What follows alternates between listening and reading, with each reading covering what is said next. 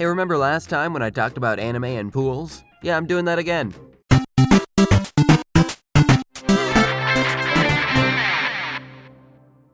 Yo, are you ready to get in the mode to do whatever that comes waiting ahead of you? Getting on, not prepared for something new. Yes, sir, set for a clear review. Minimize your words within, maximize your hope and begin.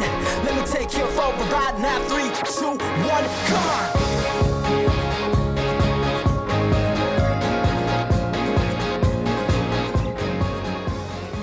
Ever since I was a kid, I've kinda sucked at most sports. I wasn't great at tennis, I didn't excel at the 2 baseball practices I attended, and basketball? With someone of my stature? Out of the question. Yet I somehow managed to play 2 years of it. But the one physical activity I loved the most was swimming.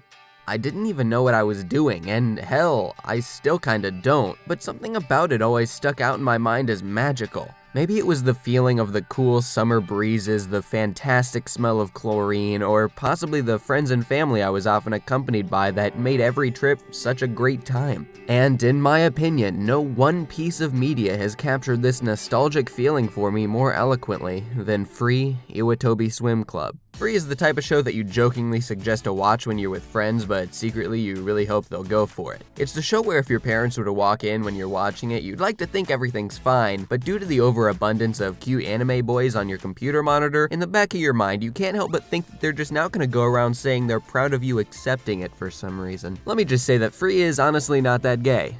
Yeah, that's a good first impression for these videos. In this first episode of Emotionally Attached, I desperately try to get you to watch Shirtless Men the Anime, because it is not just a show about a heated rivalry that may or may not have some slight romantic undertones, even though those mostly just exist in the minds of DeviantArt users. Please believe me. Free contains 2 comedic, dramatic, and sad seasons centered around the story of Haru and his friends doing a swim at Iwatobi High School.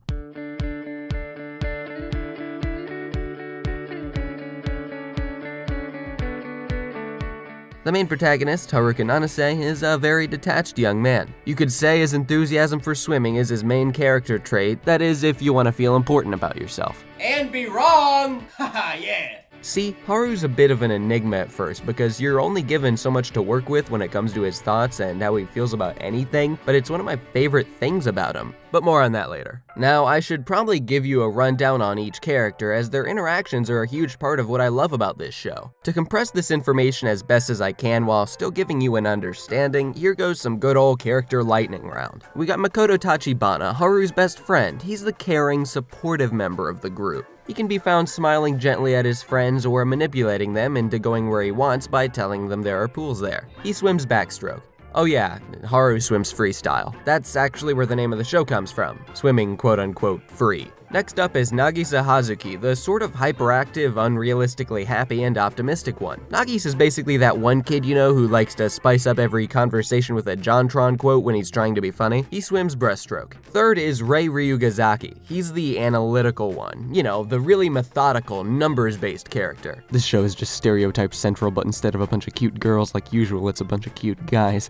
I'm not gay, I swear. By the way, Rei swims butterfly. Then there's Ko Matsuoka. She's the team's supportive club leader and is actually a surprisingly impactful character on the plot. She's the driving force for getting the swim club started for the most part besides Nagisa, and she's even the main reason old friends Haru and Rin bump into each other again. She's like a plot puppet master, a muscle-obsessed, adorable plot puppet master. And that naturally brings us to bad boy Rin Matsuoka. He's an arrogant, prideful, self-confident, emotional mess of an anime human being. And he cute as hell. His past with Haru is brought up pretty consistently early on, given that the two are rivals, and the subject is thrown around enough to warrant a general feeling of interest and mystique around the subject. But again, more on that later. These characters are absolutely what make this show special for me. While through a surface level introduction like the one I've presented, they might not seem as dynamic and memorable as they truly are, but honestly to say much more would almost be venturing into spoiler territory, especially with our stoic swim child Haru. But I just can't help but smile every time Nagisa annoys Rei, or when Haru and Rin get into an argument that's probably really just a game of let's kiss maybe, or when Haru starts stripping down to swim, or when Ko flips out about muscles, or when Makoto plays with that cat, like, oh my god! Basically all I'm trying to say is this show knows exactly how to make you fall in love with its characters, and how to really hit you hard in the most uplifting ways. And honestly, none of that would be possible without Free's fantastic score. See, I've used a lot of words like uplifting and inspiring already, but honestly those are perfect in describing the show's music. Moving, touching, rousing. Yeah, you get it. Tatsuya Kato, my man, you made a damn good soundtrack. It's great because while there's so much variety to the OSTs, I can't really say there's many tracks I even dislike. There's the happy tunes, the, everyone's hanging out and training and all that. Then there's the sad songs for the, oh man, life parts. And then there's the confrontational tracks for those, oh man, Haru and Rin are gonna race, oh my god, moments. And it's no surprise this conflict between Rin and Haru is the main event here, and that's nowhere more obvious than in the OP.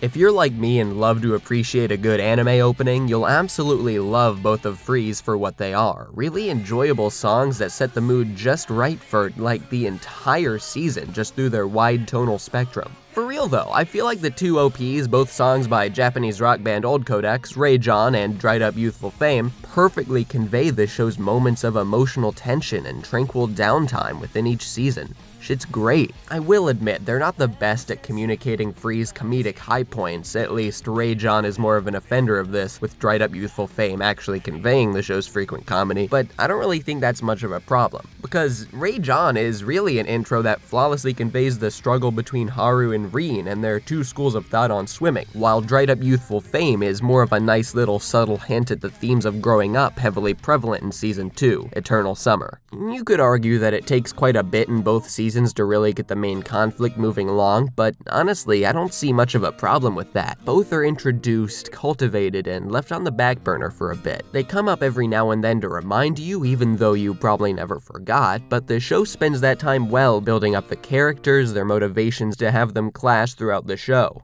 And these character moments are how you learn more about Haru and Rin's past with the others, how the story progresses along and reveals practically everything about Haru. It's so nice to see a character slowly evolve, mostly just from your understanding of their backstory. That's seriously something I deeply enjoyed about this show. I realized with each episode, specifically toward the end of Season 1 and throughout most of Season 2, that I seriously identified with Haru. And that meant a lot to me. I got to see him ignore and confront problems that I was faced with myself in the past few years, even up to present day, and goddamn was that incredibly emotional to watch. If your heartstrings are at all pulled by themes of youth, competition, clashing worldviews, and friendship, then I can definitely recommend this show. Does it have its problems? Sure, but ultimately, in my opinion, they're mostly forgivable and don't detract from just how entertaining and impactful this show is to me. Free is a show that I think anyone can find some enjoyment in. It's funny, it's emotional, it's a goddamn feels fest when it wants to be, and I loved